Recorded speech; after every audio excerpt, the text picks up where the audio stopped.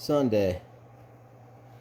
My plan had been to drink 3 or 4 Jameson and ginger ales while I poked around online, looking for pictures of the inside of the restaurant, but I fell down the rabbit hole of missing persons cases associated with the restaurant. I found several articles where the detectives for the cases declined to make a statement, obviously frustrated by the inconsistencies in the cases and the investigatory dead ends they all arrived at.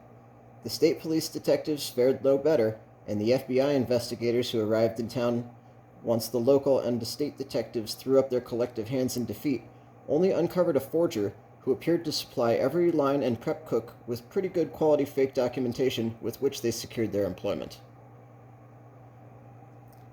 3 still cold cases involving a 16-year-old named Nick Lafferty, a 25-year-old named Emily Justice, and a brother and sister pair of fraternal twins, Mike and Lily DeSico, aged 10, were intrinsically tied to the restaurant. These missing individuals were all dining at the restaurant the night they each went missing, and in each case, they broke from their party for one reason or another and vanished without a trace within the bowels of the restaurant.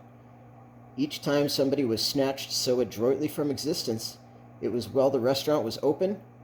Each disappearance took place in the heart of dinner service, when the restaurant teemed with patrons, chefs, and waiters rushing to and fro.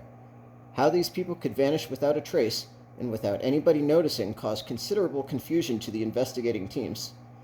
The owners were hassled and questioned, but nothing other than ownership of the restaurant where these people vanished could be found to tie them to the missing persons cases. The pendulum of blame then turned on the management team, and later on the executive chef, once it was confirmed that he had engaged in the practice of hiring illegal workers. But without a body or witnesses, they were eventually dropped as suspects, and later absolved of wrongdoing in the court of public opinion. A fringe conspiracy theory-oriented Reddit community assigned blame to the 5 animal-like animatronic decor pieces that the restaurant set up to perform various entertainment acts throughout service. Several members within this tinfoil hat-wearing community asserted that they had personally witnessed these animatronics move unnaturally to where they weren't supposed to go, when they weren't supposed to be on set, as the restaurant parlance phrased it. Several people claimed to have seen these hulking machines looking at them, smiling at them, and exuding a generally menacing vibe. This was just the sort of mysticism mania I'd spent a lifetime rejecting, so I dismissed this small tribe as a group of crazies. I had to admit, though, these animatronic characters were a bit unsettling, and it was difficult to imagine the 5 of them pretending to be a band playing instruments on stage as something any family would want to see. The marketing concept from this restaurant seemed like such a terrible idea, and this line of thinking was only reinforced once I found pictures of these 5 animatronics.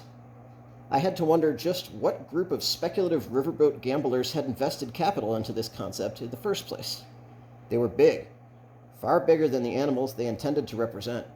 Their proportions were more than a little exaggerated, and their aspect was more scary than friendly.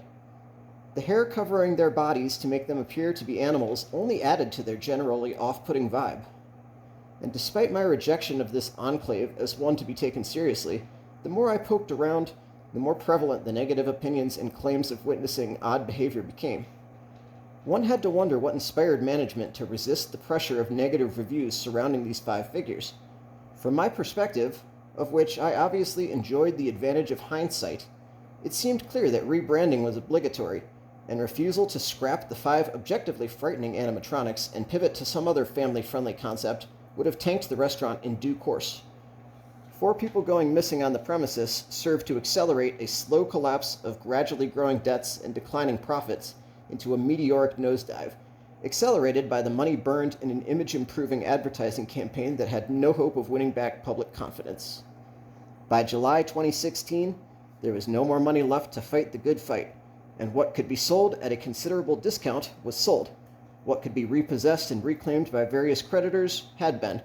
The executive chef raided the walk-in, the general manager did likewise at the bar, and once the looting ended, what remained was abandoned within the building, and the doors were locked to the public for the foreseeable future.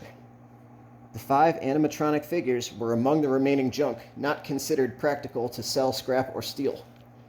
The whole thing just got weirder and weirder as I explored deeper down the rabbit hole, and I was beginning to wonder just what manner of madness I had managed to entangle myself in. This growing sense of apprehensive foreboding gave me a heavier and heavier hand as I drank my drink, and mixed another, and before long, I found myself falling asleep on my laptop with a nearly empty bottle on the desk next to it. I had not intended to, but I found myself exceptionally drunk, and I don't recall how the night ended, but I awoke on the floor next to my desk with the mother of all hangovers. The 750 milliliter bottle of Jameson nearly gone, and my mouth tasted like the last thing I ate was cat litter. I was in pretty rough shape, and my intentions of setting aside 3 days of work clothes, acquiring a pair of work gloves from the garage, and taking a bike ride over to see the property I would be spending the night at all next week, had to be scrapped. Sunday was, sadly, wasted as a day of preparation, but I reasoned that I would have all day Monday to get my act together, since I wouldn't have to be at the restaurant until 9 p.m. Sunday evening was spent either in bed groaning and slipping in and out of sleep, or in the bathroom calling dinosaurs, and by the time I could hold down water, bread, and rice, the sun was long gone, and I concluded that my best move was to sleep and try to be an operational human by 8 or 9 a.m. Monday morning. I fell into an uneasy slumber. Images of missing people, frustrated detectives, and menacing animatronics plagued my dreams.